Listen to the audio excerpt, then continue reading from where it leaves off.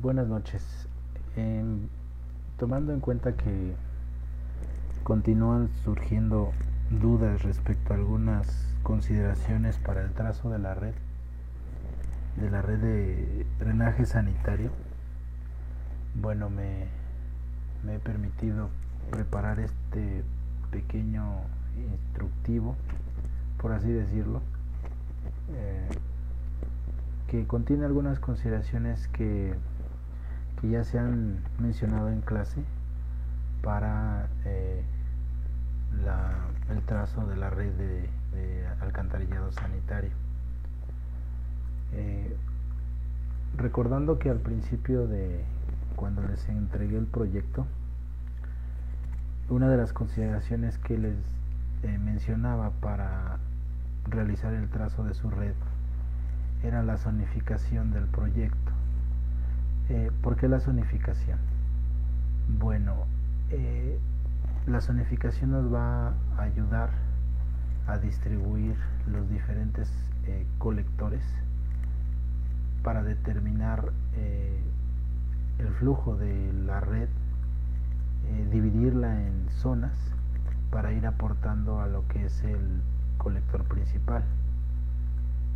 La zonificación o el trazo de estas zonas pues no precisamente se hace de forma arbitraria. Se forma en base a las pendientes y pues a la dirección del flujo que da pues la configuración topográfica. Es decir, en algunos momentos nos daremos cuenta que podremos zonificar el proyecto en base a una especie de de subcuencas que van a ir aportando hacia el colector principal que tenemos definido o que estamos definiendo.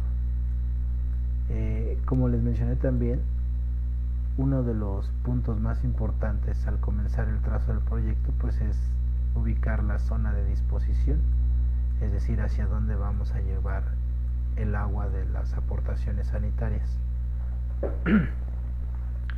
En el ejemplo de este proyecto encontramos una planta de tratamiento en este lote. Ahora bien, si está la planta de tratamiento en esta zona, todas las aportaciones del proyecto tendremos que llevarlas a este punto. Y partiendo de ahí, pues determinamos que las partes más alejadas pues van a tener que ser dispuestas a través de los subcolectores integrándose al colector principal que establecemos en la vialidad principal. Bueno, en este caso lo establecemos así. Como les mencionaba, la configuración de las zonas o subcuencas de aportación, bueno, las llamamos subcuencas en este caso, pero propiamente son zonas de aportación, porque subcuencas se referirían más bien a lo que es la aportación pluvial. La configuración de las zonas de aportación, como les mencionaba, están configuradas en base principalmente a las pendientes topográficas. Si podemos observar, por ejemplo, la línea verde que forma la zona es una especie de parteaguas. Podemos observar esta calle. A partir de este punto tiene una pendiente favorable hacia el oeste, pero también hacia el oeste, pero también favorable hacia el este. Es decir, esta línea divide la calle en una zona de aportación hacia el lado izquierdo y otra hacia el lado derecho, hacia este subcolector. Y así vamos configurando, ¿no? Por ejemplo, este lote, pues ya sea que aporte a esta tubería o a esta otra. Eso lo determinamos ya más explícitamente cuando vayamos asignando las aportaciones a cada red o a cada tarjea más bien. Sucede el mismo caso, por ejemplo, en esta calle, ¿no?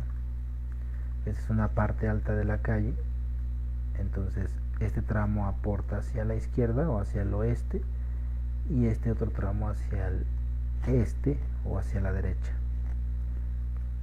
Entonces, como podemos observar aquí, tenemos 4 zonas de aportación, las cuales van a ir concentrando las aportaciones de drenaje sanitario a través de los subcolectores hacia el colector principal.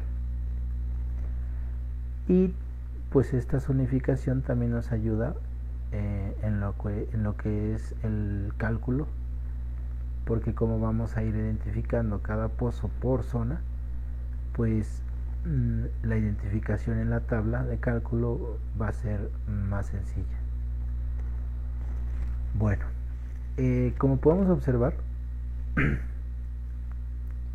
en esta zona la configuración de las atarjeas fue dada principalmente por la pendiente. Algunos de ustedes, los que les corresponde este proyecto, tienen la configuración de la red con un subcolector que va de este punto hacia este otro y posteriormente lo integran hacia esta glorieta. No es un error, es una propuesta válida. Solo hay que tomar en consideración que va a haber un momento en que nos vamos a encontrar con una contrapendiente y esa contrapendiente va a originar una sobreexcavación, como ya lo habíamos mencionado. Ahora bien, específicamente en el trazo de la red, en los comienzos del trazo tenemos lo que son las cabezas de atarjea. Su simbología es este pozo con una especie de T invertida y la línea de la tubería. En estas calles que tienen una poca longitud, algunos de ustedes me mencionaban si era necesario o es necesario integrar un pozo. Sí es necesario, aun cuando la distancia pueda ser corta. ¿Por qué? Por cuestiones de mantenimiento. Otra consideración que hay que tomar y que se está presentando en alguno de las propuestas que me están dando a revisar es la siguiente. Como vemos, el flujo comienza del pozo 1 hacia el pozo 2. No podemos distribuir el flujo en dos direcciones a partir del pozo 2, es decir, o lo llevamos hacia el norte o lo llevamos hacia el sur. Si tomamos la decisión de continuarlo hacia el norte, entonces indicaremos esta otra línea como cabeza de atarjea. Esta otra línea es necesaria su existencia, dado que vamos a alimentarla con las aportaciones de estos dos lotes que tenemos al sur de la línea. Pero la aportación la llevaremos a la tarjea, y la tarjea la llevará del punto 2 o del punto del pozo 2 hacia el punto 12. Sin embargo, no vamos a llevar el flujo con dirección oeste, es decir, no vamos a aportar nada hacia el pozo 2 de lo que son estos dos lotes. Les comento, retomando, el flujo se origina en el pozo 1, se va hacia el pozo 2 y continúa hacia el pozo 3 y posteriormente hacia los pozos subsecuentes. En este caso, por ejemplo, integramos el pozo 11 similar a lo que hicimos con el pozo 1, llevamos el flujo hacia el pozo 12 y aquí se integra las aportaciones de la línea procedente del pozo 2 y juntos toman la dirección norte, así sucesivamente. Hay tramos en los que tenemos que considerar las aportaciones laterales de algunos lotes. Por eso es que existen estos tramos de tubería o de atarjeas, pero tenemos que definir el flujo hacia una atarjea o hacia la otra para integrarlos, es decir, que el flujo vaya de 5 a 15 o de 15 a 5 en este caso. Existirán situaciones como esta en la que tenemos una elevación mayor en la parte media de la calle que en los extremos donde se ubican los pozos.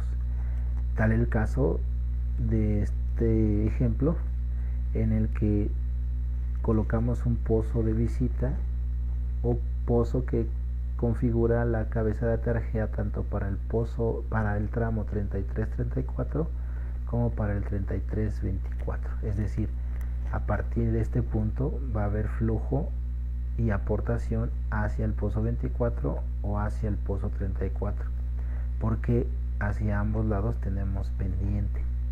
Esto lo podemos configurar así, como les mencionaba, a partir de las pendientes de las rasantes.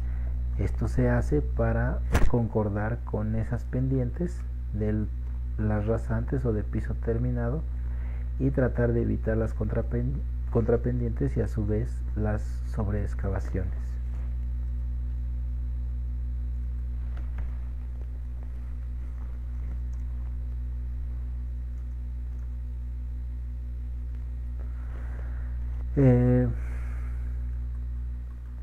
Y pues en general la intención es ir colectando todas las aportaciones hacia los subcolectores y a su vez al colector principal. Ahora bien, insistí en su momento en etiquetar los pozos o nombrarlos, porque de este etiquetado vamos a ayudarnos para llenar la tabla. Si se dan cuenta, no es tan necesario, pero nos ayuda mucho etiquetarlos en el sentido del flujo. Es decir, si en este tramo de red tenemos etiquetado consecutivamente en el mismo sentido que vamos aportando hacia la tarjeta.